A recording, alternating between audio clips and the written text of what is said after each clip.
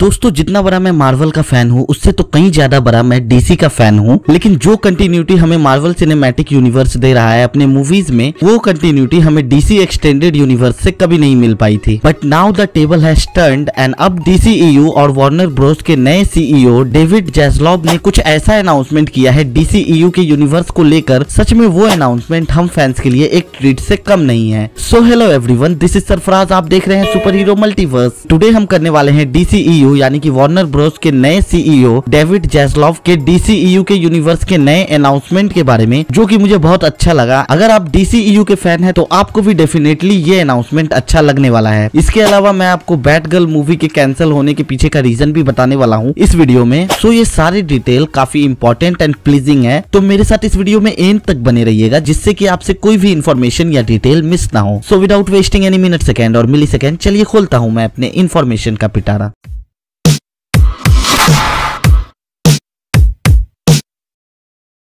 दोस्तों जब से वार्नर ब्रोस ने डीसीईयू के मेन सुपर हीरोज को छोड़कर छोटे छोटे सुपर हीरोज पर मूवीज एंड शोज बनाना शुरू किया था, तब से ही हम फैंस ये सोच रहे थे कि भाई ये लोग कर क्या रहे हैं। क्योंकि अगर कोई बड़ी फिल्म जैसे जस्टिस लीग या Batman versus Superman box office पर कमाल नहीं दिखा पाती थी तो ये लोग उस मूवी सीरीज को ही छोड़ देते थे, जो कि डीसीईयू को नीचे गिराने का सबसे बड़ा कारण था। लेकिन अब discovery plus and HBO max के मर्जर के बाद वाल्टर हमाडा जी ने डीसीईयू से लेकर एचबीओ मैक्स के प्रोजेक्ट तक की सारी रिस्पॉन्सिबिलिटी डेविड जैस्लॉव को दे दिया है, जो कि अब वार्नर ब्रोस के सीईओ भी हैं। जी हाँ, इसमें डीसी एक्सटेंडेड यूनिवर्स भी शामिल है। सबसे पहले उस अनाउंसमेंट पर बात करते हैं जहां उन्होंने अपने स्ट्रीमिंग प्लेटफॉर्म के बारे में बताया था कि वो वार्नर ब्रोस के अंडर एक नया स्ट्रीमिंग प्लेटफॉर्म लॉन्च करेंगे, जो कि 2023 तक लॉन्च हो जाएगा, जिसमें ये लोग एचबीओ मैक्स के कंटेंट एंड डिस्कवरी प्लस के कंटेंट को कंबाइन करके दिखाएंगे। ये एक ऐसा स्ट्रीमिंग सर्विस होगा जो कि एड सपोर्टेड स्ट्रीमिंग सर्विस होगा, जहां हमें कुछ कंटेंट फ्री में भी देखने को मिलेंगे, जिसमें HBO max and discovery plus तक के स्ट्रीमिंग प्रोजेक्ट शामिल होंगे। जिस स्ट्रीमिंग प्लेटफॉर्म को यूएसए के अलावा दूसरे कंट्रीज में भी 2024 तक ये लोग लॉन्च करने वाले हैं, जो कि एक अच्छी बात है क्योंकि हम लोग भी एचबीओ मैक्स के इंडिया में ना होने पर पीस मेकर जैसी अच्छी सीरीज को नहीं देख पाए थे। दूसरी तरफ उन्होंने डीसीईयू के बारे में बताया कि ये जो भी नए अपडेट्स हो रहे हैं इन सब में डीसीईयू उनके लिस्ट में सबसे टॉप पर है, जहां उन्होंने डीसी के कैरेक्टर्स के बारे में बताया कि Superman, Batman, wonder woman and Aquaman कुछ ऐसे सुपर हीरोज हैं डीसी के जिनको किसी भी तरह के इंट्रोडक्शन की जरूरत नहीं है, क्योंकि वो लोग ऑलरेडी बहुत फेमस है, जिन कैरेक्टर्स को ऑल ओवर द वर्ल्ड में सब जानते हैं। जिन कैरेक्टर्स को अगर एक अच्छी स्टोरी के साथ ग्लोबल ऑडियंस के सामने लाएंगे तो डेफिनेटली ये सारे प्रोजेक्ट्स बहुत बड़े लेवल पर चलेंगे, जिस चीज को वाल्टर हमाडा जी अच्छे से संभाल नहीं पाए थे।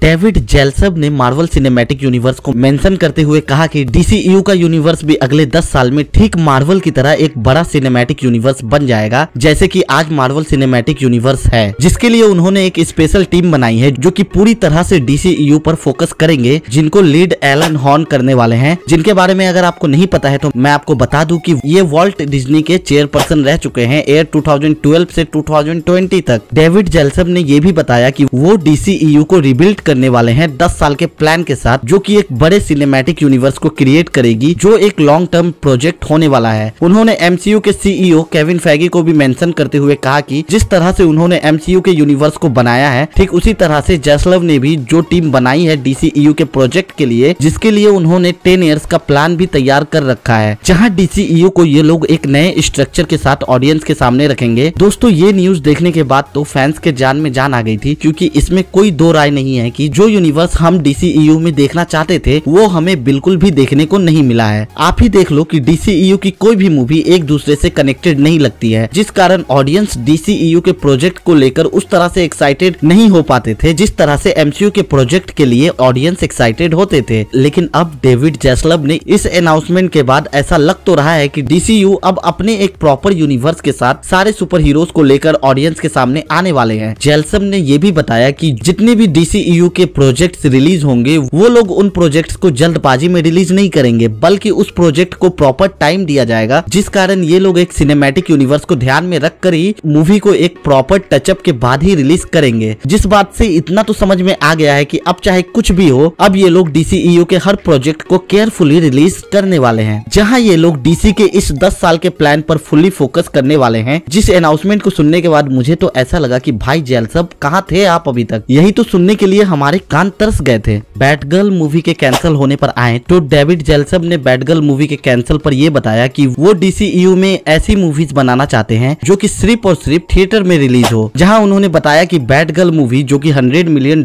के बजट में बनने वाली मूवी थी, जिसे ये लोग स्ट्रीमिंग प्लेटफॉर्म पर रिलीज करने वाले थे, जिससे प्रॉफिट कम होती एंड लॉस ज्यादा होता। मुझे ऐसा लगता है कि इसके अलावा जेलसब DC के छोटे छोटे कैरेक्टर पर ज्यादा फोकस नहीं करना चाहते हैं, जिन सभी कारणों की वजह से ही उन्होंने बैटगर्ल मूवी को कैंसिल कर दिया था, जो कि अब टैक्स राइट ऑफ कर दिया गया है। मैं आपको बता दूं कि मैं खुद एक अकाउंटेंट रह चुका हूं, तो सिंपल लैंग्वेज में टैक्स राइट ऑफ का मतलब ये होगा कि उन्होंने बैटगर्ल मूवी को लॉस दिखाकर बंद कर दिया है, जो मूवी अब टैक्स राइट ऑफ हो चुकी है, जो मूवी अब ना तो थिएटर्स में और ना ही किसी स्ट्रीमिंग प्लेटफॉर्म पर देखने को मिलेगी। आपको बता दूं कि बैटगर्ल मूवी की शूटिंग पूरी तरह से कंप्लीट हो चुकी थी, सिर्फ एडिटिंग एंड पोस्ट प्रोडक्शन का काम बाकी था। तो मुझे ऐसा लगता है कि जेलसब का ये डिसीजन भी अच्छा ही होने वाला है। दोस्तों, इन सब अपडेट्स को जानने के बाद क्या आप लोगों को भी ऐसा लगा कि जो कुछ आप DCEU के यूनिवर्स के लिए सुनना चाहते थे, इस बंदे ने हर एक वर्ड वही बोला है। कुछ भी हो, मैं तो बहुत खुश हूँ वार्नर ब्रोस के इस अनाउंसमेंट से, बट देखना यह है कि ये लोग करंट के DCEU प्रोजेक्ट जैसे black Adam, Shazam and flash movie को कैसे एग्जीक्यूट करते हैं, क्योंकि मुझे लगता है कि फ्लैश मूवी के बाद से ही ये लोग DCEU के यूनिवर्स को रीबिल्ड करना शुरू कर देंगे। इसके अलावा बस दिल में एक ही चाहत है कि जस्टिस लीग के कैरेक्टर्स के जितनी भी एक्टर्स थे उनको चेंज नहीं किया जाए। तो ये थे DCEU एंड वार्नर ब्रोस पर डेविड जेलसब के अनाउंसमेंट के डिटेल्स। अगर मुझसे कुछ मिस हो गया है तो प्लीज मुझे कमेंट में बताएं, एंड ये भी बताएं कि आपका क्या ख्याल है DCEU के इस 10 साल के प्लान पर। वैसे मैंने DCEU में हेनरी कैविल के रिटर्न पर भी एक डेडिकेटेड वीडियो बनाई है, एंड अगर देखना चाहते हैं तो लिंक ऊपर आई बटन पर फ्लैश हो रहा होगा, आप वहां से देख सकते हैं।